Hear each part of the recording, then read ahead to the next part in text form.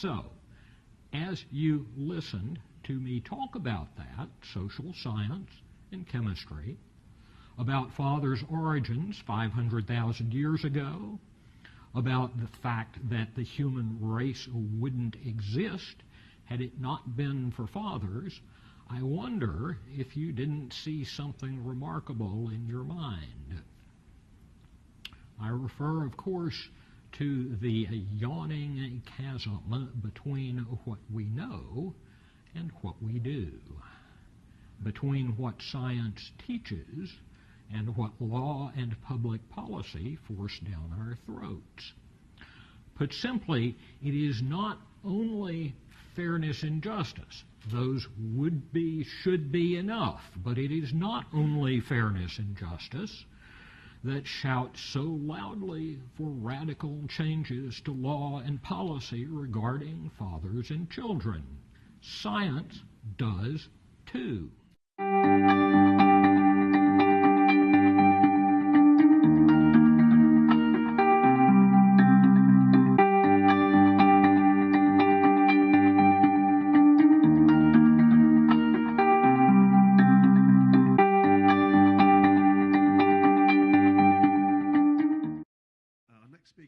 Franklin, an attorney at law and the former executive editor of the Houston Law Review. Robert writes commentary on our family law system and other related men's issues. He's a journalist for the National Parents Organization, formerly Fathers and Families, a shared parenting and family law reform advocacy group. Franklin is also a periodic contributor to A Voice of Men. Gentlemen and ladies, Robert Franklin.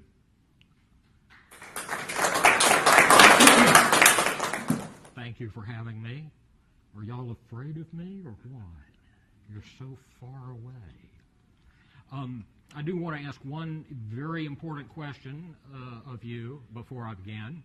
Probably the most important question you'll be asked today, and that is, have you thanked a badger today? If you haven't, do. Because putting these damn things on, these conferences on, is a bear. It's more work than anyone should have to do, so by all means, thank a honey badger today and tomorrow, for that matter.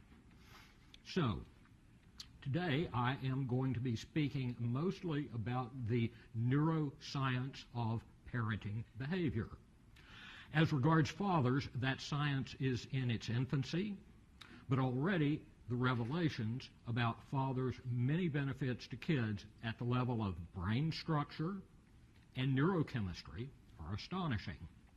But before I get to that, I want to give you some pieces of good news about developments in advocacy for fathers and equality in family courts.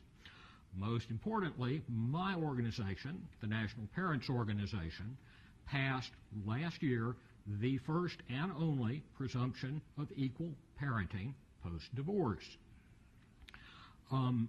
That was accomplished in part because the previous year we had passed the same type of statute, equality in parenting time, in temporary orders, and it proved to be a pretty simple thing to go from the temporary orders to the permanent, so that incremental approach to lobbying from the temporary to the permanent worked well and may provide a template for future efforts.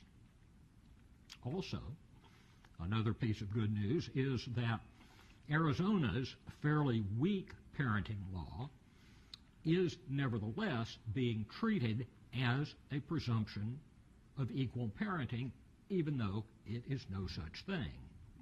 Studies of case outcomes after passage of the law revealed that judges, lawyers, and other court professionals were assuming it requires equal parenting time. The question is, why would they do such a thing? The answer is that Dr. William Fabricius of Arizona State University and colleagues had earlier conducted judicial education seminars on the social science of equal parenting. Apparently, that education worked, because Arizona now tends strongly toward equality in parenting time post-divorce, even though the law has nothing to do with that. Hey you! Yes, you! Watching this video. Did you miss out on going to the International Conference on Men's Issues? Or did you go and now you missed the fun times you had at this amazing event? Experience the magic of ICMI 2019 again, or for the very first time, with Honey Badger Radio's ICMI disc set. The disc set brings ICMI presentations together in one convenient package, as well as disc set exclusive Badger bonus content. Enjoy behind-the-scenes Badger interviews with free speech and men's issues luminaries, like Sargon, Janice Fiamengo, and Count Dankula, as well as a never-before-seen Badger cartoon. Also available is sparkling ICMI merch, such as our professionally designed program book, sticker sets, badges, and more. Go to feedthebadger.com and claim a piece of men's rights history for yourself. So, the point being that it may be that education about the science, the social science, and now the neuroscience of parenting may in fact be more important to reforming laws and practices than the wording of laws themselves. Interesting too, in Nebraska, the state Supreme Court has altered long-standing precedent that held that shared parenting was not favored. Appellate courts appear to be following suit. And that is probably due to a blockbuster article in the July 2018 edition of the Nebraska Lawyer, which is the house organ of the State Bar Association. In it, 3 highly respected lawyers pointed out some obvious things. For example, that routine practices in family courts almost certainly violate the U.S. Constitution. I'm not going to go into the minutiae of family law's many constitutional problems with the First Amendment and substantive due process of law. What I am going to go into a bit, mention at any rate, is that our old friend, the best interest of the child standard, looks to be unquestionably void for vagueness. To pass constitutional muster, laws must be clear enough so that ordinary people are able to understand them and behave accordingly.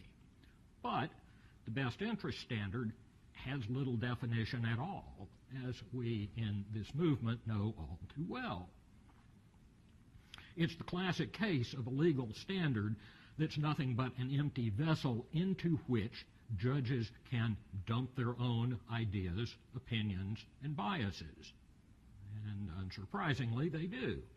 As recently as last year, the Supreme Court of the United States overturned as too vague a statute that was far clearer than the best interest standard. As I see it, the best interest standard is just one good case away from constitutional death. Few will mourn its passing. My sources in Nebraska tell me that the article frankly scared the high court judges, who appear to be moving toward, guess what, the constitutionally crystal clear standard of equal parenting. Like other approaches, constitutional challenges hold considerable promise for family court reform. And there's more good news. The organization I work for has sponsored numerous studies of the public attitudes toward equal parenting in several states such as Maryland, Ohio, Kentucky, and others. As we have seen elsewhere, equal parenting enjoys widespread, very widespread popular support in the 70 to 80% range. It's supported by large majorities of men and women, Republicans, Democrats, Independents, blacks, whites, Asians, Hispanics, etc. And of course, popular support gets the attention of legislators. And as elsewhere, equality's only opponents are family lawyers who happily violate their members' First Amendment rights to lobby against shared parenting, and feminists who long ago traded the concept of equality for continuing flows of money from men to women, in this case in the form of alimony, child support, and the division of the marital estate. The power of those two lobbies to influence legislatures is fast diminishing in the face of, particularly, the science that militates strongly in favor of equal parenting of children following divorce. And speaking of science, for all intents and purposes, there is no reliable social science that opposes parental equality, and a great deal, of course, that supports it. I'll go through that social science very quickly. To date, some 60 studies have looked into children's outcomes in shared versus sole or primary custody. In 2018, Dr. Linda Nielsen of Wake Forest University reviewed the literature, which is unambiguous. And I'm quoting Dr. Nielsen here. Is joint physical custody, JPC, linked to any better or worse outcomes for children than sole physical custody, SPC, after considering family income and parental conflict?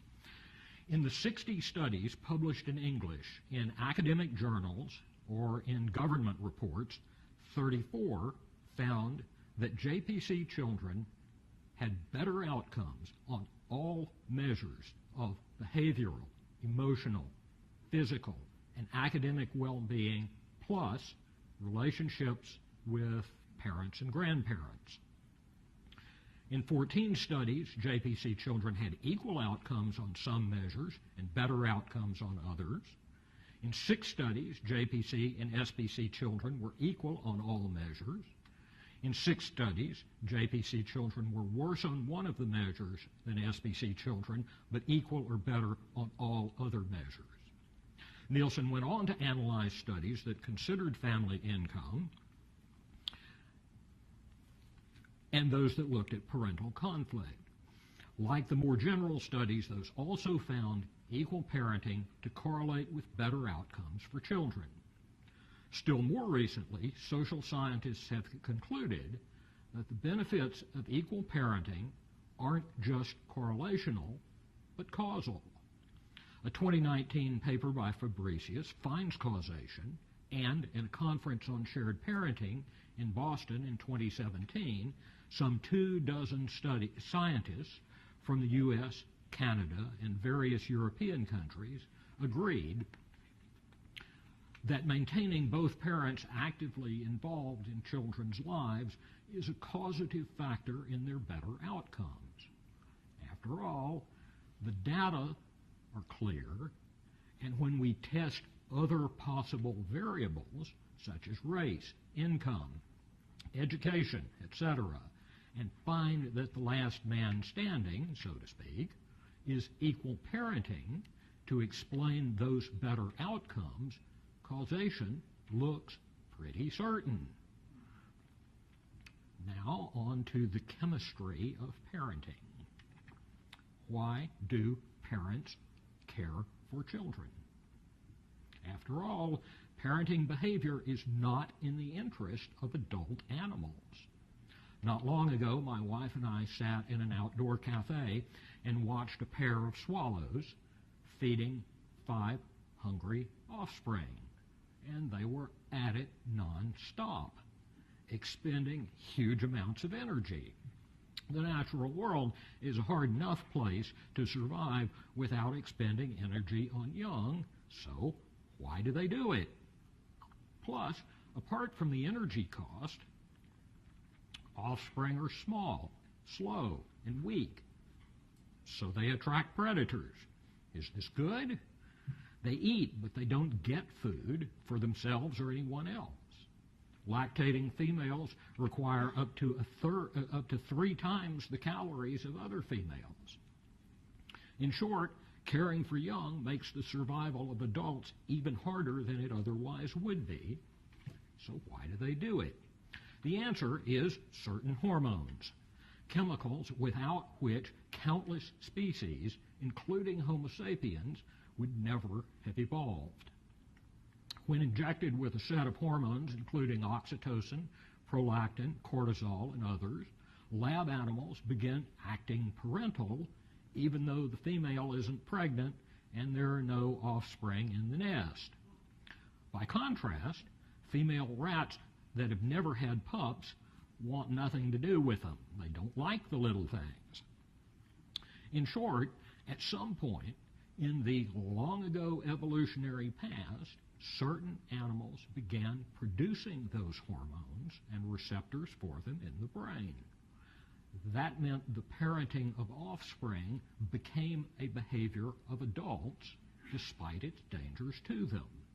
And that, in turn, made possible the socialization of young, without which social mammals, us included, would not have been possible. Obviously, humans require extensive periods of socialization in order to be the strange and exotic creatures we are. We'd never have evolved without the parenting behavior of adults. All mammals parent their offspring, but very few of them recruit both male and female adults to do the job. Indeed, only between 5 and 10% of mammals are biparental, but human beings are one of them that are. Birds are different. Almost all bird species, like those swallows I mentioned, are biparental. For numberless millennia, our evolutionary predecessors had only females as parents. Our brain structures today tell us that. When brain scans look at mothers' parenting behavior, it stems mostly from the limbic system, one of the oldest parts of our brain. By contrast, father's parenting behavior lights up the neocortex, the most recent to evolve of our brain structures.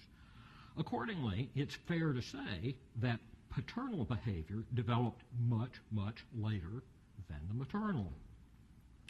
That seems to have happened about 500,000 years ago.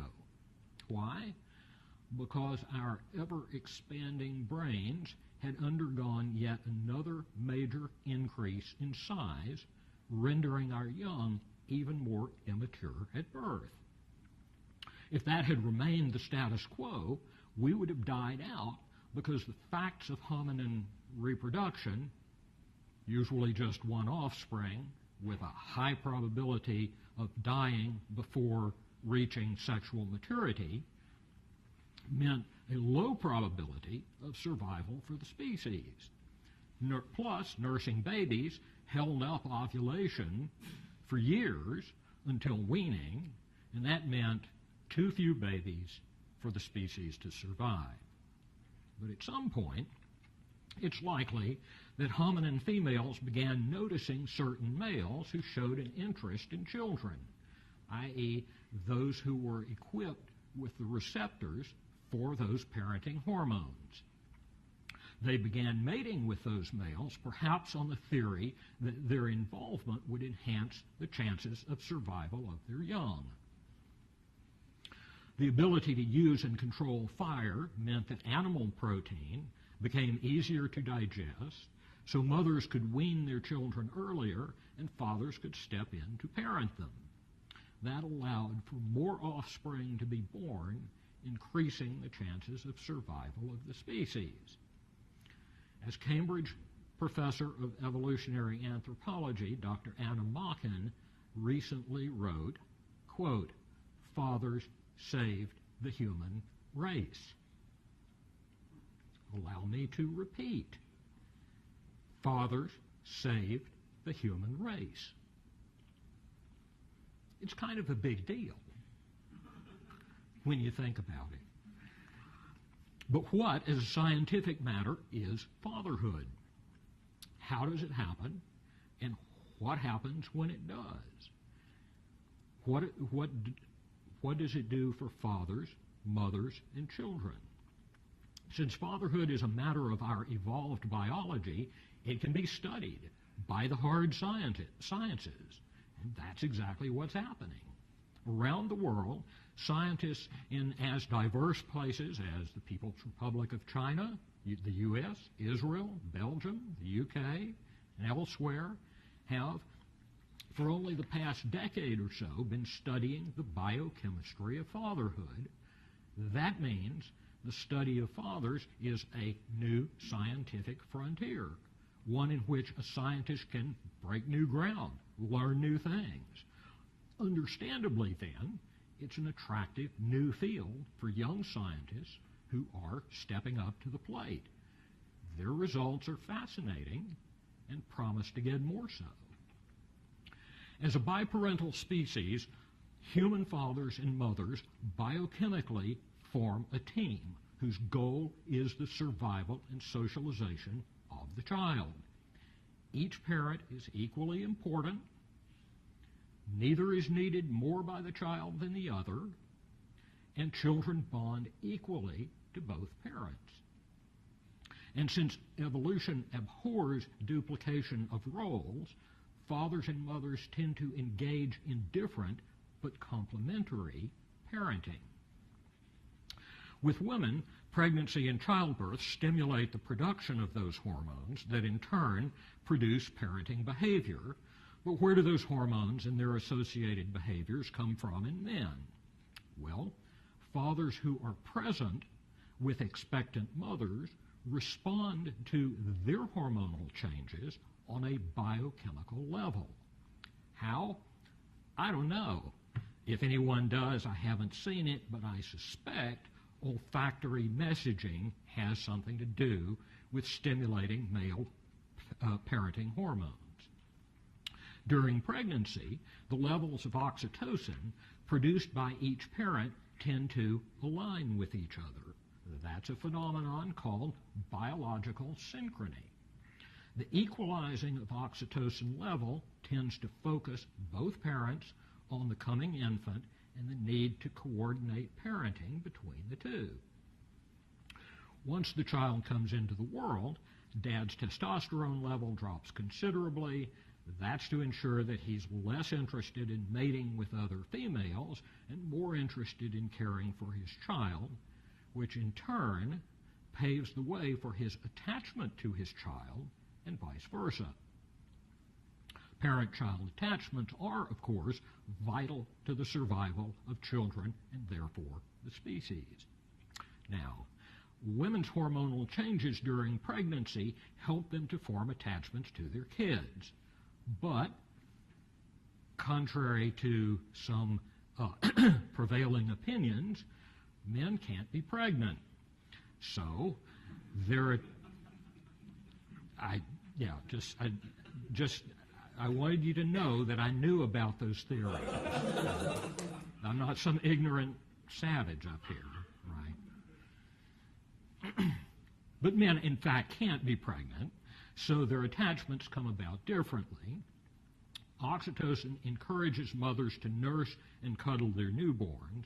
When they do, dopamine, often called the euphoria chemical, produces a positive feedback loop, reinforcing mom's nurturing behavior. Meanwhile, newborns have an innate urge to seek out objects of attachment. That's a good thing because their lives literally depend on them.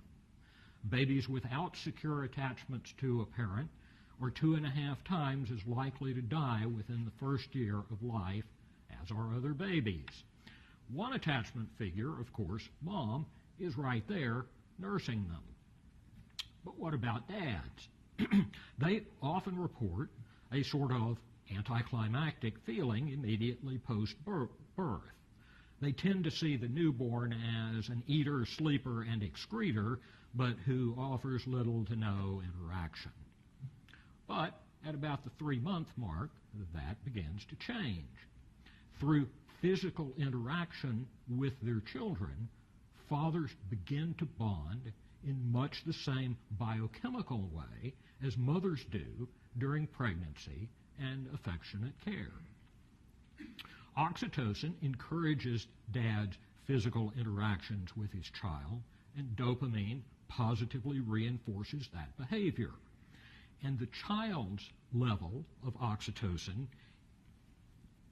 encourages it to seek him out as an attachment figure, and physical interaction with dad produces the same dopamine response. This is more biological synchrony, this time between father and child. So now we have our father and child attached to them via physical interaction. Apart from that, what good, if any, is produced by this father-child interaction? Well, it turns out a lot. Physical interaction and play that eventually can become rough and tumble play is vital to the father-child bond. It is ancient behavior, and for it to have lasted as long as it has, must have conferred a benefit to the child's survival possibility. Play between father and child stimulates both the chemical beta, stimulates in both the chemical beta endorphin that at least one researcher has called the king of all reward chemicals. Plus, it's addictive. That means that fathers and their offspring are literally addicted to each other in the play that releases beta endorphin. The different types of bonds children form between mothers and fathers serve different but complementary functions. The bond with mom tells the child it is loved and has value in itself. The one with dad looks beyond the mother-child dyad, outward at the world where there's a lot less love and a lot more indifference. The father-child bond allows the child to develop the confidence to step outside of mom's loving embrace and to explore unusual environments, take initiative, risks, be self-sufficient and confident with strangers. It's the source of the child's sense of individuality and autonomy. It helps kids develop executive functioning, that is, problem solving, paying attention, inhibiting unhelpful emotional responses. Plus, acquisition of language appears to be more influenced by father's interactions with the child than mother's. Father's involvement with children impacts the very structure of the child's brain and his. So, for example, studies reveal that as fathers interact with their newborns, areas of the brain involved in attachment, nurturing, and the ability to interpret, to read infants' cues increase significantly in size. Meanwhile, the father's neocortex, the part of the brain involved in higher cognitive functions, did too. So there's neural communication between the parts of the brain that perceive the child's needs and the part of the brain that tell the dad what to do about them. Meanwhile, children with involved fathers have larger brain volumes with both more gray matter, neurons, and more white matter, axons. Fathers' brains, and therefore fathers' parenting behavior, are highly flexible. That's more of that complementary parenting. They're highly flexible, meaning that differing environments produce different paternal behaviors. By contrast, mother's role across cultures is, quote-unquote, tightly prescribed, to use one researcher's term. That's because mothers invest huge amounts of energy in pregnancy, childbirth, and lactating. So it's no surprise that fathers' brains make them available to do the things for the child mothers can't. They fill in. Again, that's complementary parenting and is found across cultures. So, for example, Harvard developmental scientist Robert Levine has found that environments in which the risk to the child's survival is high, for example, Aceh hunter-gatherers in Paraguay, fathers tend to emphasize protection of children. In safe but economically poor areas, they'll be found teaching children skills that help ensure the child's economic survival in adulthood. And finally, where economic survival is relatively assured, fathers concern themselves with children's social, intellectual, and cultural development. Another vital aspect of fathers' flexibility is that if the child, for whatever reason, develops an insecure bond with its mother due to her death, serious illness, absence, postnatal depression, whatever, the father can step in and fill both roles. Indeed, in a study of gay male parents, Ruth Feldman and colleagues at Bar Ilan University in Israel, in Tel Aviv, found neural pathways had developed connecting the limbic system, i.e. the center of maternal caregiving, and the neocortex that mostly controls paternal behavior. In short, the maternal and paternal parts of the brains of those gay male fathers were communicating with each other. So, what behaviors does all this chemical bonding and brain growth result in? Dad's main functions are first protection and then teaching. Homo sapiens is the only species that teaches its offspring. The young of other species learn by watching adults, but only human beings intentionally teach. Fathers tend to be outward-looking, and that's the material they teach their kids. So, how to negotiate social and physical environments, build healthy relationships, form productive alliances, and acquire the basics of survival are among the matters taught by fathers to kids. Plus, a British longitudinal study of 17,000 children over 40 years demonstrates that fathers' impact on children's academic achievement is independent of mother's impact. Father's impact was critically on children's attitude toward learning. Quote, Dad was the only one who focused on molding and modeling the correct learning mindsets and behaviors. Quotes closed. As important, fathers teach children resiliency. Resiliency is the ability to adapt to changing or challenging situations.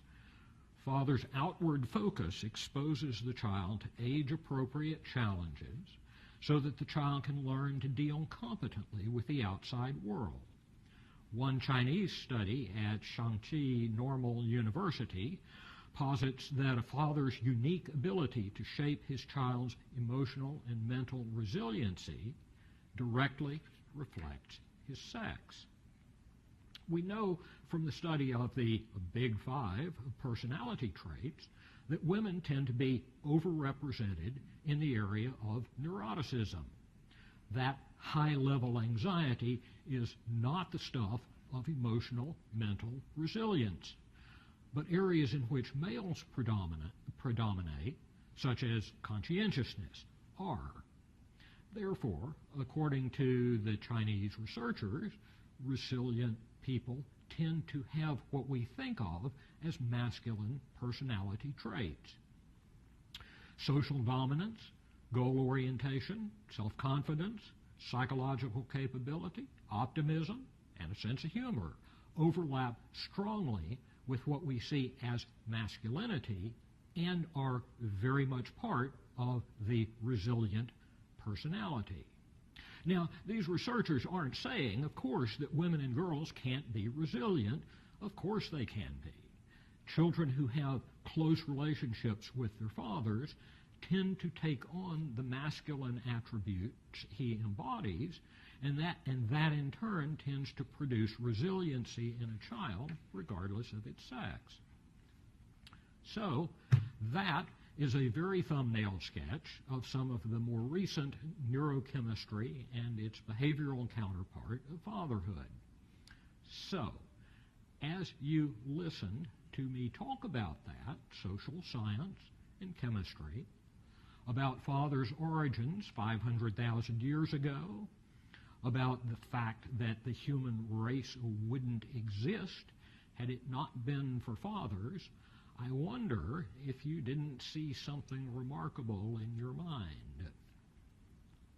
I refer, of course, to the yawning chasm between what we know and what we do, between what science teaches and what law and public policy force down our throats. Put simply, it is not only fairness and justice. Those would be, should be enough, but it is not only fairness and justice that shout so loudly for radical changes to law and policy regarding fathers and children. Science does too. It demands that fathers be allowed to know their children and children their fathers from the very outset, that custody laws, child support laws, adoption laws, paternity fraud, child protective agencies, the news media, and pop culture stop sidelining fathers in the lives of their children. But, despite some good news, as ever, lawmakers and policymakers generally aren't listening. We're not only ignoring the present-day behavior of fathers and children, we're ignoring 500,000 years of that behavior. We're not just thwarting the well-being of children today, we're ignoring the very core of our evolved selves. Questions, comments, brickbats? Yeah, yes.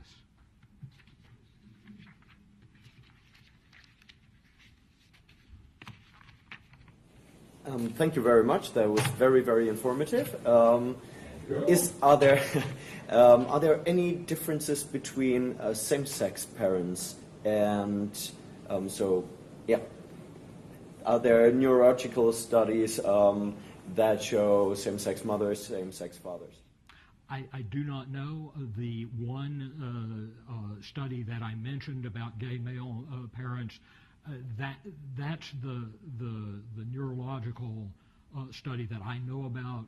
I imagine there have been, but I do not know about them. Haven't. Okay. There was a study that showed that the same-sex gay men, the children adopted by them, outperform heterocouples in like academics or whatever. However, the study is not very clear because they only study gay men, not lesbians. Yeah. And that's because gay men are easier to study than lesbians because with two women living in the same place, you're not sure if they're actually lesbian or they're roommates or something like that. It's more unusual for two men to share or not some sort of relationship. At least that's what it is back then. And what it found was that the data could be explained by the fact that the biggest advantage is because of father versus children rather than it's so you have like two males, and because in the study the biggest difference was pronounced between fathers and daughters. So two fathers and a daughter, that daughter can outperform her heterosexual counterpart, heterosexual family. Yeah. So it might be explained as a father. Yeah, as far as the social science on same-sex parenting goes, it's kind of mixed, but the effects, the differences don't seem to be real significant or extreme between same-sex parenting and heterosexual parenting. But as far as the chemistry goes, I really have not seen anything except the one that I mentioned. Yes. Hi, my name is Roy. So, I'm from Virginia. So, you mentioned about Nebraska, but, anything specific about Virginia, and, how can we, work together to promote shared parenting in Virginia? Well, funny you should ask. The National Parents Organization has a very, very effective and active chapter affiliate in Virginia. Some excellent people work there, and you can contact that's the organization. That's my card. But go to the website. There's an affiliate, Virginia affiliate, and you can contact them. It's a good group. Thank you. Sure. There you go. Thanks a lot. That was one of the more informative and interesting talks that we've had. I'm interested in what is known about the dichotomy and correlation between limbic and neocortical mothers being affecting the limbic and fathers neocortical? Like how you don't know how? Or Your question is? My question is how pronounced is that? How well established is that? This is the first time I've heard of it. I think very. Really? Yeah. Tom Golden probably knows more than I.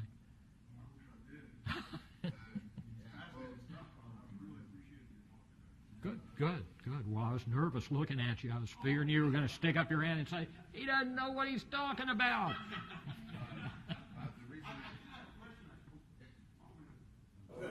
Is there any data on stepfathers?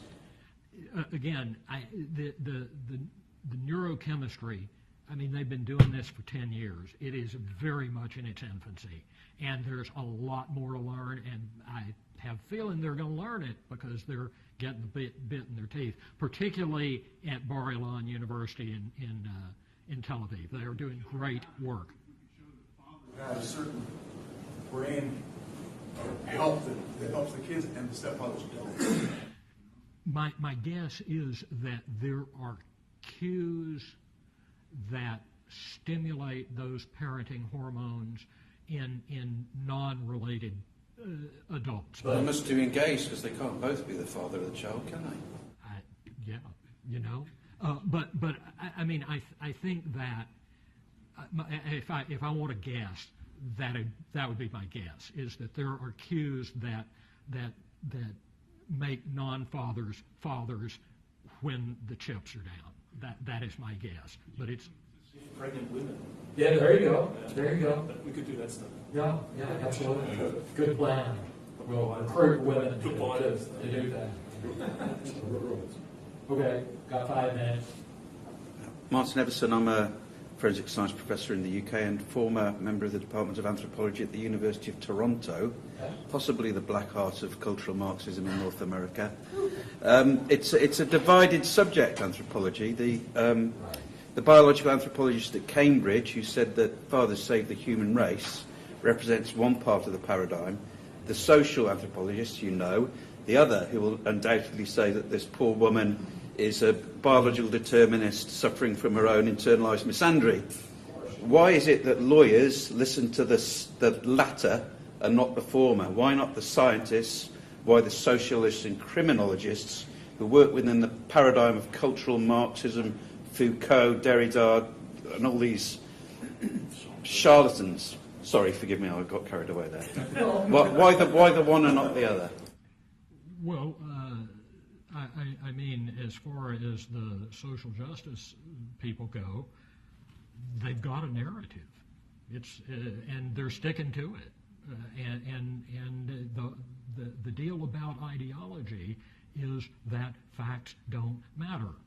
That facts, or to be more precise, the facts that do matter are the ones that agree with us, and the facts that don't matter are the ones that disagree with us, and we try to forget about them. And I mean, that's how those people roll, and 'twas ever thus. Compulsion or mandatory requirement for lawyers to listen to what I would argue is the empirical evidence rather than the other, which is the ideological. Well, if you're a lawyer, you better know your opponent.